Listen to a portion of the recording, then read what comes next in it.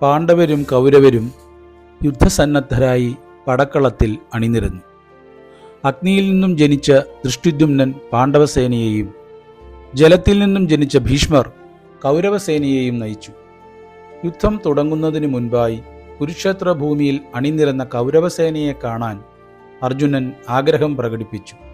സാരഥിയായ കൃഷ്ണൻ രഥം ഇരുസേനകളുടെയും മധ്യഭാഗത്ത് കൊണ്ടുചെന്ന് നിർത്തി.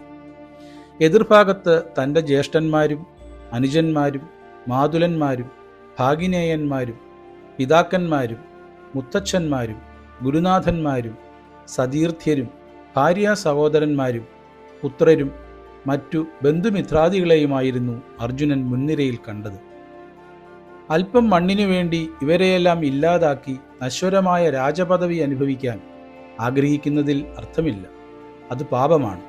മരിക്കുമ്പോൾ ആരും ഇതൊന്നും കൊണ്ടുപോകുന്നില്ല തുടങ്ങിയ ചിന്തകൾ മനസ്സിൽ വരികയും താൻ യുദ്ധം ചെയ്യുന്നില്ല, എനിക്ക് രാജ്യവും പദവിയും വേണ്ട, വനവാസം മതി എന്നു പറഞ്ഞ് തേർത്തട്ടിൽ അർജുനൻ വിഷാദനായിരുന്നു.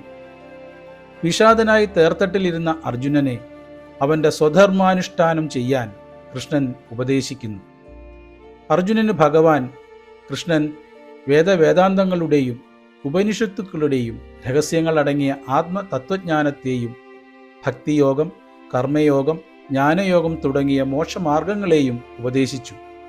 എന്നിട്ടും അർജുനന് വിശ്വാസം വരായികയാൽ തൻ്റെ ശ്രേഷ്ഠമായ ഭയാജനകമായ വിശ്വരൂപത്തെയും കാണിച്ചു കൊടുത്തു.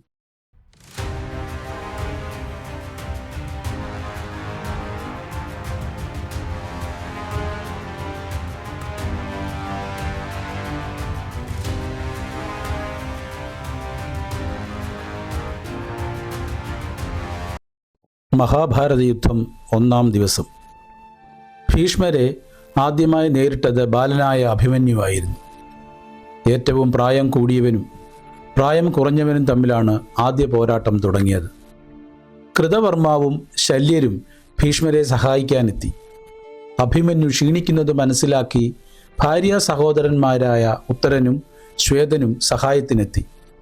യുദ്ധത്തിനൊടുവിൽ ശല്യർ ഉത്തരനെയും ഭീഷ്മർ ശ്വേതനെയും വധിച്ചു. 1-ാം ദിവസത്തെ യുദ്ധത്തിൽ പാണ്ഡവസേനയ്ക്ക് കനത്ത നാശം സംഭവിച്ചു. സങ്കടപ്പെട്ട് കുടീരത്തിൽ തിരിച്ചെത്തിയ യുധിഷ്ഠിരനോട് അവസാന വിജയം പാണ്ഡവർക്കാണെന്ന് പറഞ്ഞ് കൃഷ്ണൻ സമാധാനിപ്പിച്ചു. ഉത്തരനും ശ്വേതനുമായിരുന്നു യുദ്ധത്തിനൊടുവിൽ കൊല്ലപ്പെട്ട പ്രധാനികൾ. മഹാഭാരത യുദ്ധം 2-ാം ദിവസം. ഭീഷ്മർ 2-ാം ദിവസം അർജുനനുമായി ഏറ്റുമുട്ടി. അർജുനൻ ദിവ്യാസ്ത്രങ്ങളാൽ കൗരവസേനയ്ക്ക് കനത്ത നാശനഷ്ടങ്ങൾ സമ്മാനിച്ചു. കുരുക്ഷേത്രത്തിൻ്റെ മറ്റൊരു വശത്ത് ദ്രോണരും ദൃഷ്ടദ്യുമ്നനും തമ്മിൽ ഉഗ്ര പോരാട്ടം ആരംഭിച്ചു. പല പ്രാവശ്യം ദ്രോണർ പാഞ്ചാലപുത്രൻ്റെ വില്ലു മുറിച്ചു. അവശനായ ദൃഷ്ടദ്യുമ്നനെ ഭീമൻ തൻ്റെ രഥത്തിലേറ്റി രക്ഷപ്പെടുത്തി. ഇത് മനസ്സിലാക്കി അവിടെ എത്തിച്ചേർന്ന് ദുര്യോധനൻ കലിംഗസേനയെ ഭീമന് നേരെ അയച്ചു. ഭീമൻ ഒന്നൊഴിയാതെ എല്ലാ കലിംഗ പടയാളികളെയും രാജാവിനെയും 2-ാം ദിവസത്തെ യുദ്ധത്തിൽ കൊന്നൊടുക്കി. കൗരവപ്പടയുടെ തിരിച്ചോട്ടം തടയുവാൻ ഭീഷ്മർ അവിടെ എത്തിയെങ്കിലും സാത്യകിയുടെ ബാണമേറ്റ് അദ്ദേഹത്തിൻ്റെ തേരാളി കൊല്ലപ്പെട്ടു. സാരഥിയില്ലാതെ ഭീഷ്മർ യുദ്ധക്കളത്തിൽ നിന്നും മാറിക്കളഞ്ഞു. ഭീമപുത്രൻ ഘടോൽക്കജനും നകുല സഹദേവന്മാരും എല്ലാവരും പുറകിലായി ധർമ്മപുത്രരും അവിടെ എത്തുകയും കൗരവരുടെ പല സൈന്യവ്യൂഹങ്ങളെയും ഇല്ലാതാക്കുകയും ചെയ്തു. അങ്ങനെ 2-ാം ദിവസം പാണ്ഡവർക്ക് യുദ്ധത്തിൽ അന്ന് വിജയം നേടാനായി. മഹാഭാരത യുദ്ധം 3-ാം ദിവസം. 2-ാം ദിവസത്തെ ദയനീയ പരാജയം മനസ്സിലാക്കി ഭീഷ്മർ തൻ്റെ സേനയെ ഗരുഡവ്യൂഹമായി നിർത്തി യുദ്ധം ആരംഭിച്ചു. അതിനെ എതിർക്കാൻ ദൃഷ്ടദ്യുമ്നൻ പാണ്ഡവസേനയെ ചന്ദ്രക്കലയുടെ ആകൃതിയിൽ വ്യൂഹം ചമച്ച് നേതൃത്വം നൽകി. അർദ്ധചന്ദ്ര വ്യൂഹത്തിൻ്റെ ഒരു അഗ്രത്തിൽ ഭീമനും മറ്റേതിൽ അർജുനനും നിലയുറപ്പിച്ചു. യുദ്ധക്കളത്തിൻ്റെ മറ്റൊരു വശത്ത് സാത്യകിയും അഭിമന്യുവും ചേർന്ന് ഗാന്ധാരസേനയെ മുഴുവനായും ഇല്ലാതാക്കി. ഭീഷ്മരും ദ്രോണരും ദുര്യോധനനും ചേർന്ന് ധർമ്മപുത്രരെ ആക്രമിക്കാൻ തുടങ്ങിയപ്പോൾ നകുല സഹദേവന്മാരും ഭീമനും ഘടോൽക്കജനും എത്തി യുധിഷ്ഠിരനെ സഹായിച്ചു. ഘടോൽക്കജന്റെ ആയുധപ്രഹരമേറ്റ് ബോധരഹിതനായ ദുര്യോധനനെ ദ്രോണർ രക്ഷപ്പെടുത്തി. 4-ാം ദിവസം ഭീമസേനനും അഭിമന്യുവും ഇരുവശങ്ങളിലൂടെ കൗരവസേനയെ തകർത്ത് മുന്നേറി. ഭീമനെ എതിരിടാൻ ദുര്യോധനൻ അവൻ്റെ 13 അനുജന്മാരെയും 1000കണക്കിന് മത്തഗജങ്ങളെയും അവൻ്റെ നേർക്കയച്ചു. ക്രൂധനായ ഭീമൻ ഗദയുമായി തേരിൽ നിന്നും പുറത്തിറങ്ങി മുഴുവൻ ആനകളെയും ദുര്യോധനന്റെ 13 അനുജന്മാരെയും കൊന്നു. അനുജന്മാർ മരിച്ചത് കണ്ട് ദുര്യോധനൻ ഭീമന് നേർക്ക് പാഞ്ഞെടുത്തെങ്കിലും കൂടുതൽ എതിർത്ത് നിൽക്കാനാവാതെ യുദ്ധഭൂമിയിൽ നിന്നും അവൻ മാറിക്കളഞ്ഞു. ഇതിനിടയിൽ ഭീമനെ സഹായിക്കാനെത്തിയ പുത്രനായ ഘടോൽക്കജനും നിരവധി പേരെ കൊന്നു. അന്നേ ദിവസം കുരുക്ഷേത്രത്തിലെ മറ്റൊരു വശത്ത് സ്വാലനും ദൃഷ്ടിദ്യുമ്നും തമ്മിൽ ഏറ്റുമുട്ടുകയും സ്വാലനെ വധിക്കുകയും ചെയ്തു. അതിനുശേഷം ദൃഷ്ടിദ്യുമ്നോട് യുദ്ധം ചെയ്ത മാദ്രേശന്റെ അനുജന്മാരെയും അവൻ കൊന്നുകളഞ്ഞു. തുടർച്ചയായി 3 ദിവസങ്ങളും പരാജയപ്പെട്ട് ദുഃഖിതനായ ദുര്യോധനൻ രാത്രി ഭീഷ്മരുടെ കുടീരത്തിൽ വന്ന് ഭയപ്പെട്ട് സങ്കടം പറഞ്ഞു. ഭീഷ്മരും ദ്രോണരും ചേർന്ന് ദുര്യോധനനെ സമാധാനിപ്പിച്ചു. 5-ാം ദിവസം തുടർച്ചയായ 4 ദിവസങ്ങളിലെ തോൽവിക്ക് മറുപടി പറയാനായി കൗരവർ ഭീഷ്മരുടെ നേതൃത്വത്തിൽ ശക്തവ്യൂഹം ചമച്ചു. പാണ്ഡവർ ഭീമന്റെ നേതൃത്വത്തിൽ മണ്ഡലവ്യൂഹവും ചമച്ചു. അണിനിരന്ന ഭീമന്റെ രഥത്തിനു പുറകിലായി ദൃഷ്ടിദ്യുമ്നും സാത്യകിയുടെയും ശിഖണ്ഡിയുടെയും രഥങ്ങൾ അണിനിരന്നു. അവയ്ക്കും പുറകിലായി നകുല സഹദേവന്മാരുടെയും ധർമ്മപുത്രരുടെയും രഥങ്ങൾ നിരന്നു.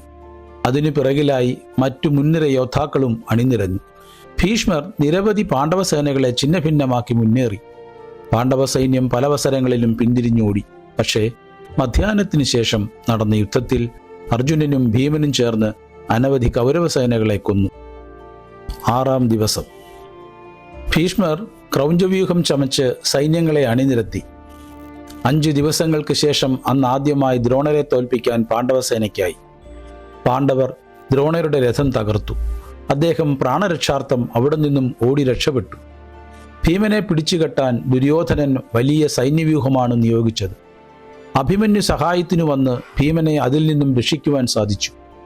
അതിനിടയിൽ ഭീമന്റെ ഗദാപ്രഹരമേറ്റ് ദുര്യോധനൻ തേർത്തട്ടിൽ ബോധരഹിതനായി വീണു. കൃപർ വന്ന് രക്ഷിച്ചിരുന്നില്ലെങ്കിൽ ദുര്യോധനനെ 6-ാം നാൾ വധിക്കുമായിരുന്നു. തൻ്റെ 10 പുത്രന്മാരെ വധിച്ച ഭൂരിശ്രവസിനെ നേരിട്ട് കണ്ട സാത്യകി അവനെ കൊല്ലാൻ കഠിന പരിശ്രമം നടത്തിയെങ്കിലും വിജയിച്ചില്ല. 7-ാം ദിവസം യുധിഷ്ഠിരന്റെ നേതൃത്വത്തിൽ വജ്രവ്യൂഹം ചമച്ച പാണ്ഡവരെ എതിരിടാൻ കൗരവർ ത്രിശൂലവ്യൂഹം ചമച്ചു. മിന്നൽ പിണർ പോലെ അടർക്കളത്തിൽ പല സ്ഥലങ്ങളിലും ഒറ്റയ്ക്കൊറ്റയ്ക്ക് യുദ്ധങ്ങൾ നടന്നു.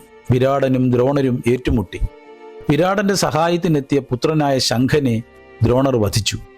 വൃദ്ധനായ ഭൂരിശ്രവസിനെ നേരിട്ട ദൃഷ്ടിദ്യുമ്നൻ അദ്ദേഹത്തിന്റെ വക്ഷസിൽ 96 അമ്പുകൾ തറച്ചുവെങ്കിലും അതിപരാക്രമിയായ അദ്ദേഹം കീഴടങ്ങാതെ ദൃഷ്ടിദ്യുമ്നനെ പരാജയപ്പെടുത്തി അവിടെ നിന്നും ഓടിച്ചു.